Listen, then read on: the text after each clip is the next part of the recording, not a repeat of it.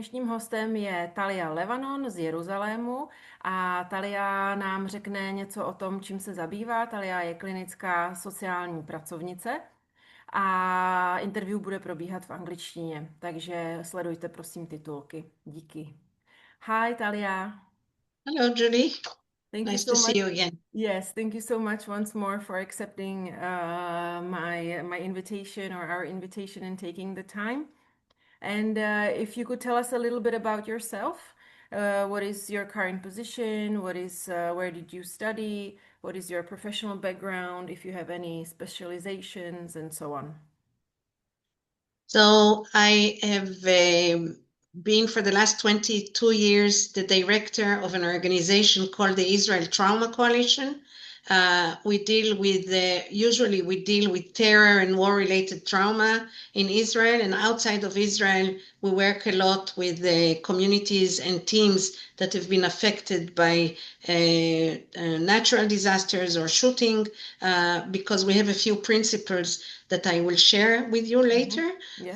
I studied social work. I have a master's degree in social work. I also studied psychotherapy and bibliotherapy, which I find a very beautiful way to work with people. I've been dealing with bereavement for many years, bereavement and crisis, so it was natural for me to join the initiative of the Israel Trauma Coalition. Okay. Thank you very much. That's a lot of very interesting and potentially also quite heavy topics that we are about to open.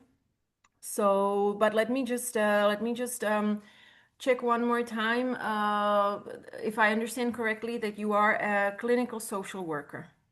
Yes. Because so in Israel, I know. Because there is something that we don't really know here. Of course, we have social workers in Czech Republic, but the term clinical is very interesting to me. So if you could tell us a little bit more about, what it takes and maybe also what is the difference between a clinical psychologist.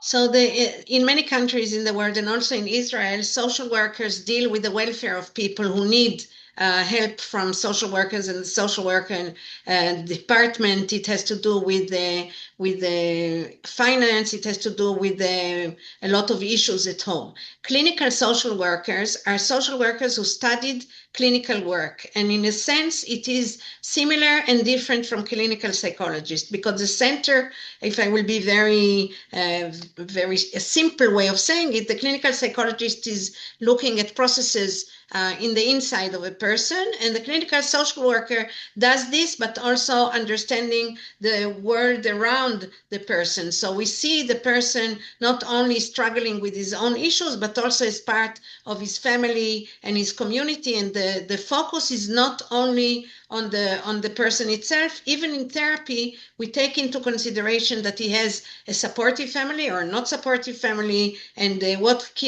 he can be helped by his community. I understand. Okay, so would you say that your work is a little bit more, I'm looking for the right term, but let's say that a psychologist is quite like individualized, focusing on the individual, and as you said, you are focusing also on the community and trying to help not only the person but also the people around him or her. So would you say that you have to be a little bit more directive in your work? So I will say about our work in the Israel Trauma Coalition, since we deal with terror-related trauma, and we've been doing it for many years, we have a few principles that we work with. One is we are not mental health professionals. We do not put a focus on helping people with psychopathology. Our people, if we can say this, are the normal people who are exposed all the time to terror-related issues. And so the focus of our work, all of us, clinical psychologists, clinical social workers, and even those who work with art therapy, our focus is understanding the impact of long-term exposure, understanding that a person, we work on the not on the psychopathology, but the solotogenic approach of strength. We believe that everybody has the strength to cope, And so our work, all of us, is focused on resilience, building resilience, and moving forward from the crisis that we've endured, sometimes to another crisis that we will endure. And so we all speak the same language, and all our therapists, in one word, whether they come from this field or another field, are trained to work with the clients who deal with care-related issues. And so for us, we do not distinguish between a social worker, a clinical social worker, or a clinical psychologist in the work, because many of them are trained by EMDR, CBT, resilience language, and so on. So it's a kind of paradigm mindset Yes, that you have. absolutely. Yeah. Yes. That's good. That's good for the team also. I imagine that it makes the team, Very good. and makes you very efficient.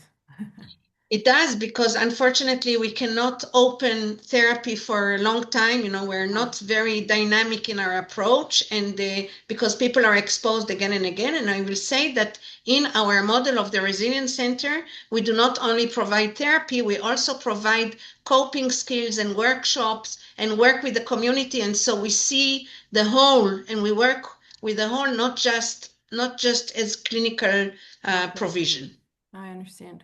So it's a kind of also education. Yes, Yeah, absolutely. form Because if you know what trauma looks like, you understand your symptoms or your approach better. And you, for example, one of the simple things that we teach is breathing techniques and stabilization, because when a terror attack happens, and if you understand that your body is reacting in a certain way because you are anxious, then you can help lower the levels of your symptom. And so we really look at the work that we do on a timeline that is always, unfortunately, exposed again to anxiety. Yes. But I imagine that you also must have clients who suffer from PTSD. Absolutely. And so we have psychiatrists. We are not only doing this, we also have the whole of the mental health system by our side. When somebody suffers from severe PTSD, he will see a psychiatrist, he will receive medicine if he needs them, he can go to the hospital for treatment. We work in the community. And so we look at the bigger picture. And of course, we have many people, unfortunately, who suffer from PTSD, but our responsibility is to try and help people minimize the symptoms so that they will not reach the level of full-blown PTSD, which is, of course, very difficult at the current situation in the last 2 years. It's also a kind of preventive approach. Yes, absolutely. Where I can imagine that this is where your impact on the community is very important, because that is the prevention. That is great, what you're saying. And for me, it's very inspiring. I also work with traumatized clients.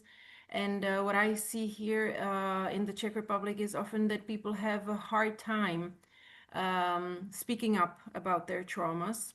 And so it can be difficult for us here, to adjust the therapy, because people often have a tendency to minimize their issues, or say, oh no, it wasn't that bad, or everybody has problems, and it could have been much worse, and so on. So maybe if you could say a little bit about how you deal with if you even experience it. Maybe in Israel it's a different kind of atmosphere. I don't know.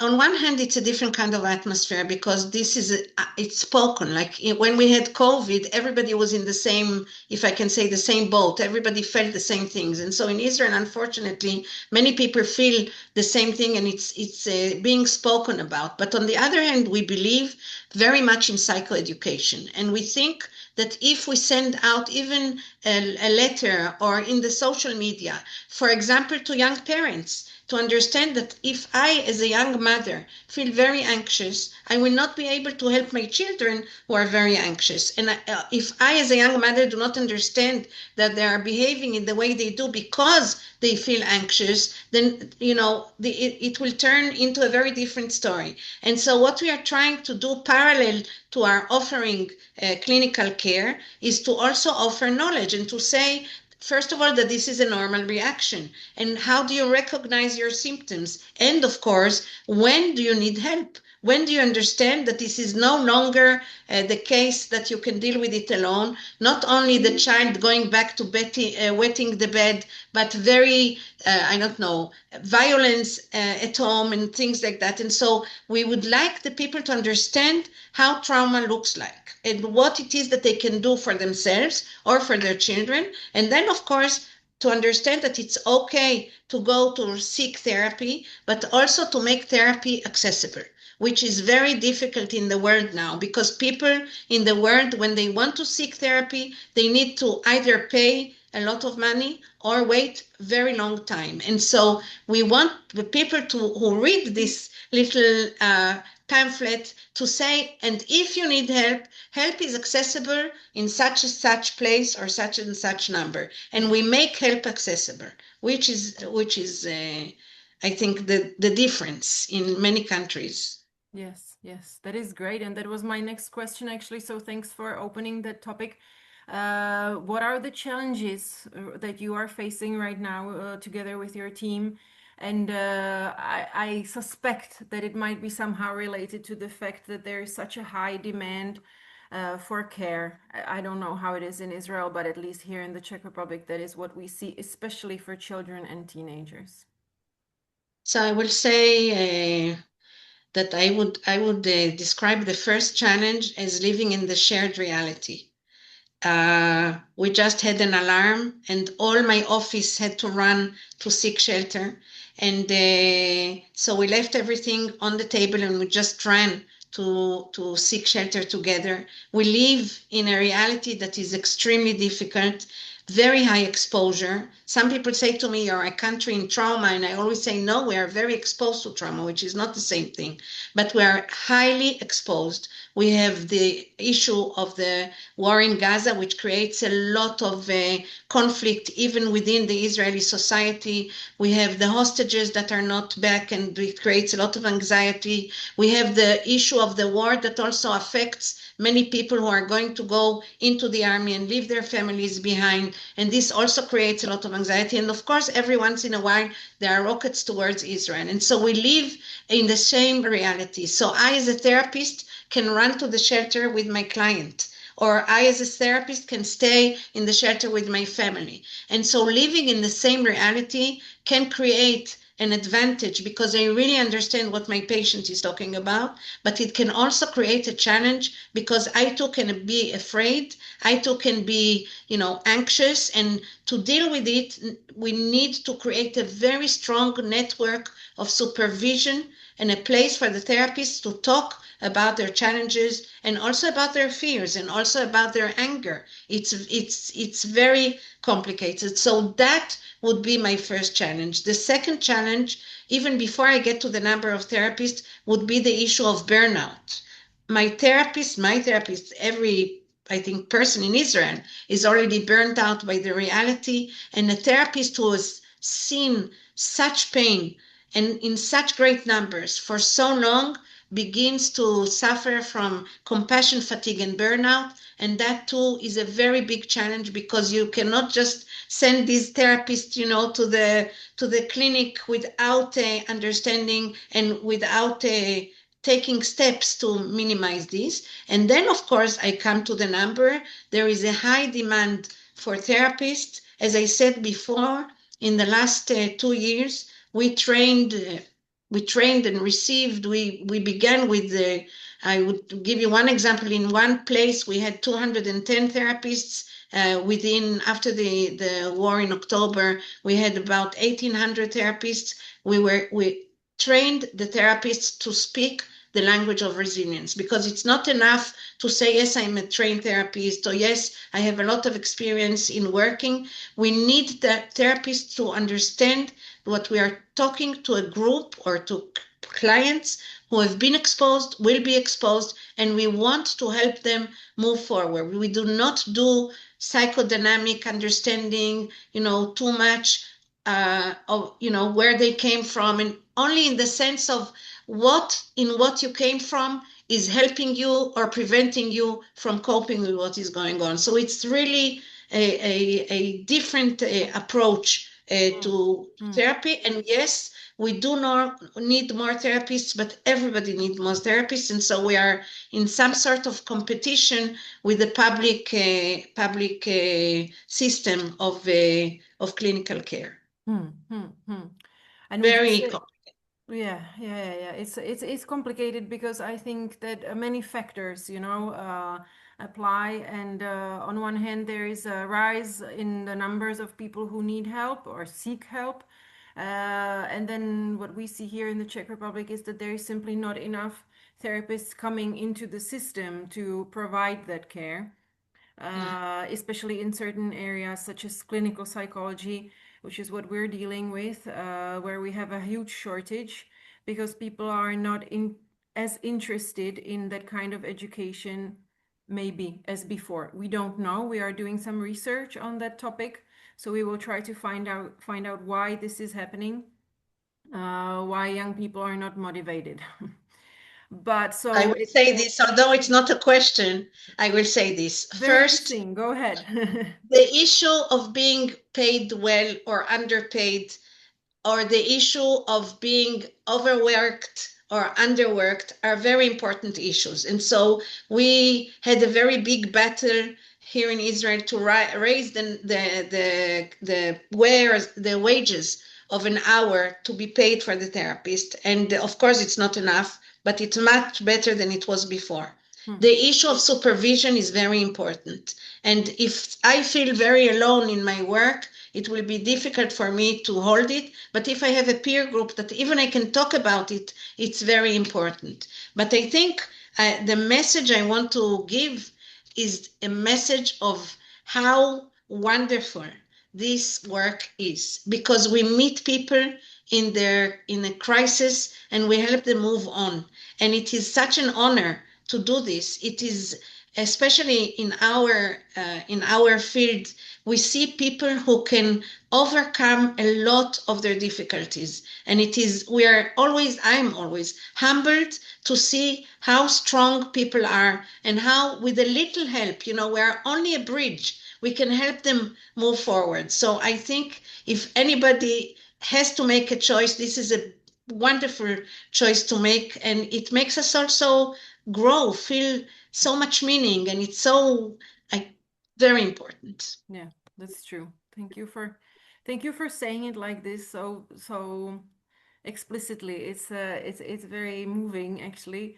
And what would you say that helps you yourself personally to continue? You said you've been doing this job for, I don't know, what did you say, 23 years or something like that? So that's a long time. Have you had any burnout issues, or are you just like so on top of things that you manage to be taking care of yourself as well as of all the other people around you all the time? I think that being on top of things is one way of dealing with burnout, because otherwise,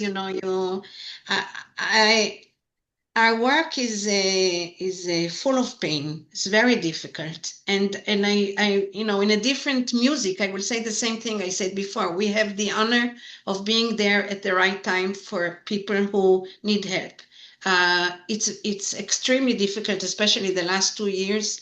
But I think for a moment that we have another choice except to do this work, because somebody has to do it, because it makes a difference. It gives a lot of meaning to us, not only to the other people. And sometimes we say, where do we find hope in this very difficult reality? And I keep saying hope is a work plan. You need to put it on the table and say, we are working to help ourselves also, but to help others to feel that we need to move forward. And if in moments where I feel very, and I feel sad a lot of times, I think of the next generation. We have a responsibility for the next generation.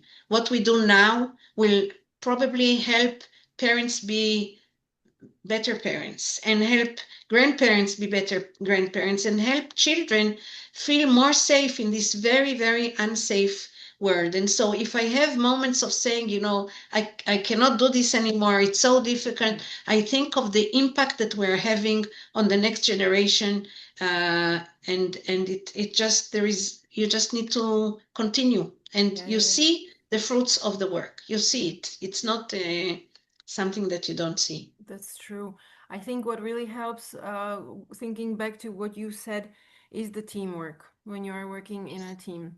And that makes a big difference. And as you mentioned, supervision and some kind of, intervision, just kind of informally with your colleagues, with your peers. Because if we are only alone with the suffering of our clients, it's very heavy. And I can only imagine how it must be also for you to be physically so close to a place where there is so much suffering, like there is in Gaza. And so that must be also another, kind of burden.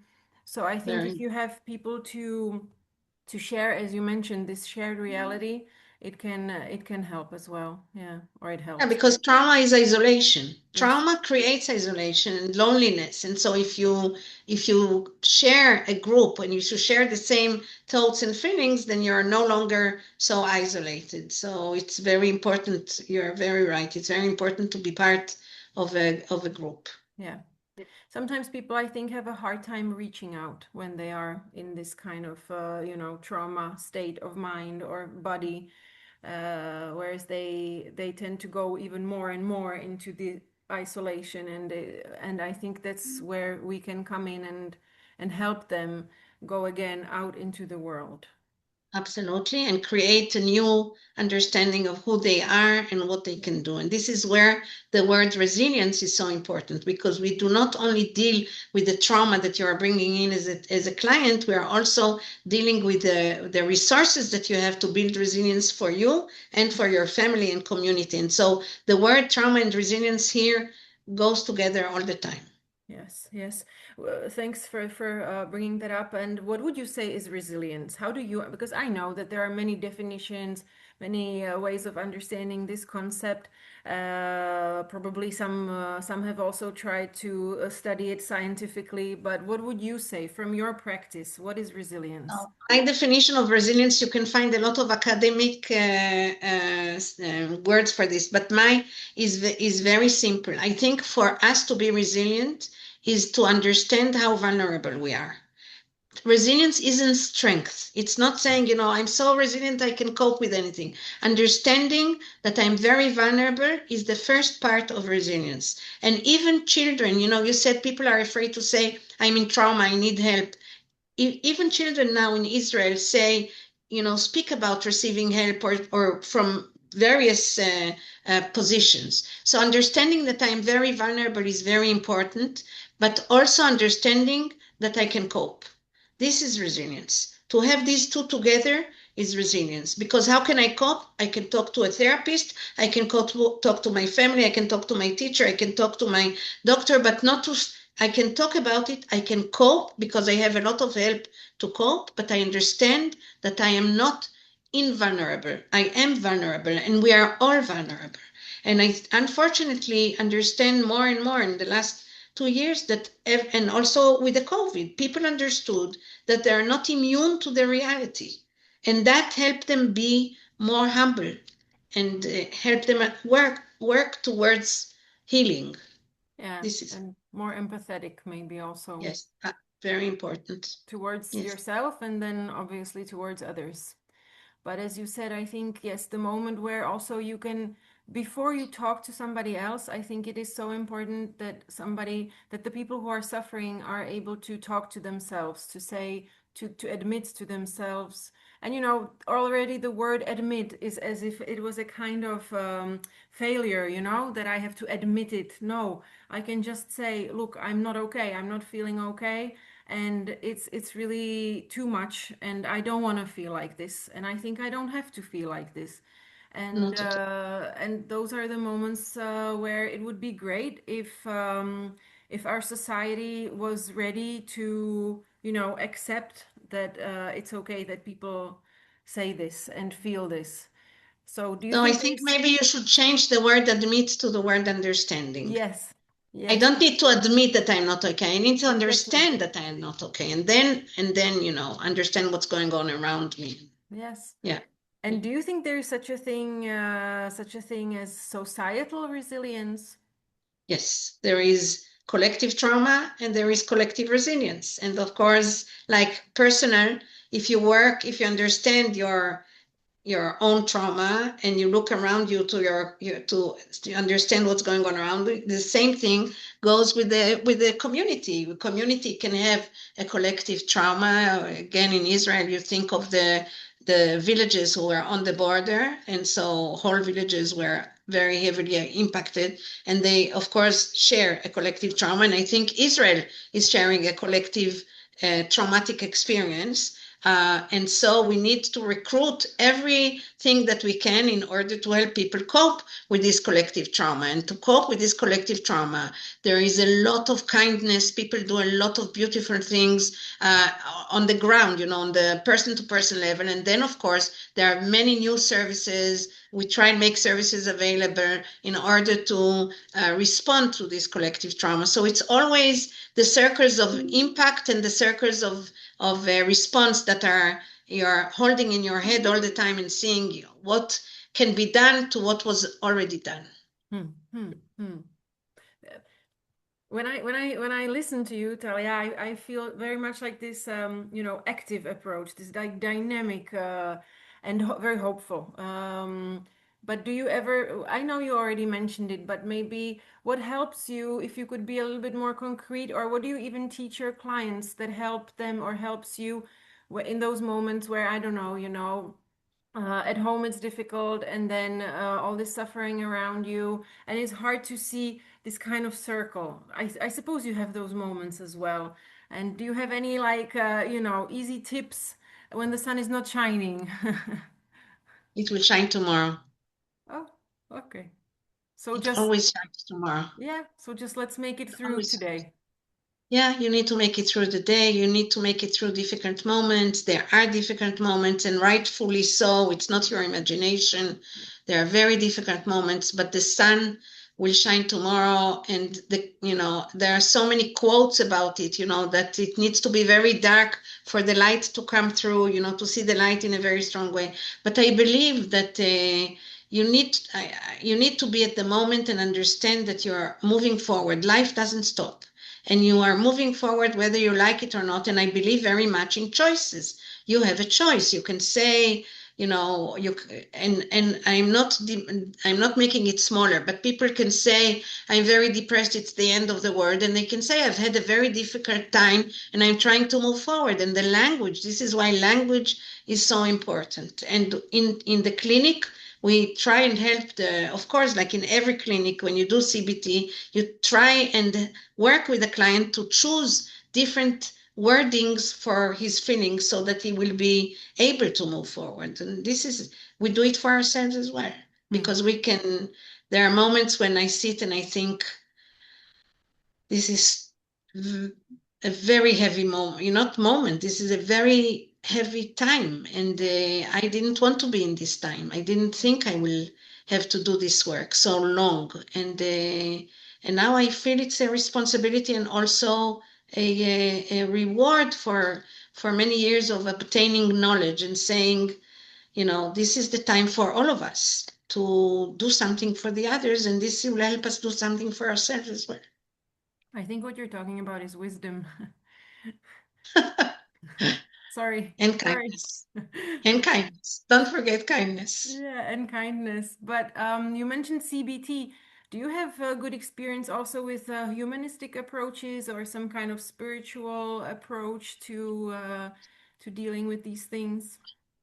So we use a lot of EMDR, of course, and a lot of CBT, and we do use a lot of body and mind techniques because the body, after all these, you hear Asian noise and you become, and you jump. And so we work a lot on the body and helping us ourselves understand. We do a lot of spiritual work with people who want to do it. Not everybody is responsive to this, but people who do want to take this journey in a spiritual way, we have spiritual people who are trained in this. Yeah. And there are a lot of techniques that have been developed in Israel. I mentioned art therapy. We work clinically with children through working with animals. We have theater therapy, and I'm talking about therapists who are trained therapists. We have music therapy, theater therapy. We have outdoor therapy for people, especially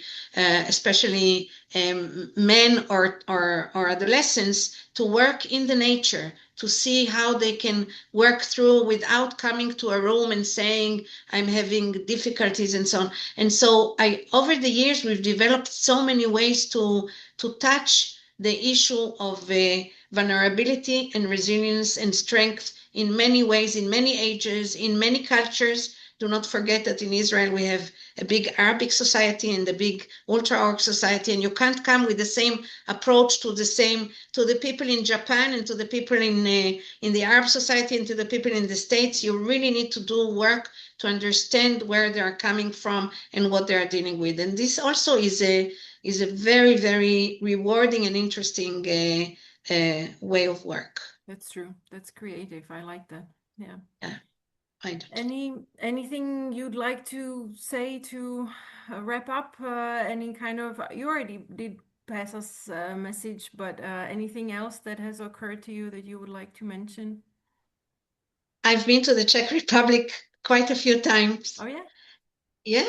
Yeah. You're doing great work and you have wonderful people. And I so believe in the work that we are doing. I wish for all of you to choose the right way, the right path, to find meaning in what it is that you do, because this meeting between therapist and therapist, and between client and therapist, and between reality and client and therapist is, as I said before, it's a real challenge, but it's a real advantage. It's a real privilege. So I really believe that it's an opportunity to make the right choice as therapists. Thank you. And it's a very human experience, right? Yes, absolutely. And we are all humans. Yes. Yes. Thank you, Talia. Thank you, Julie. Thank you very much. Bye-bye.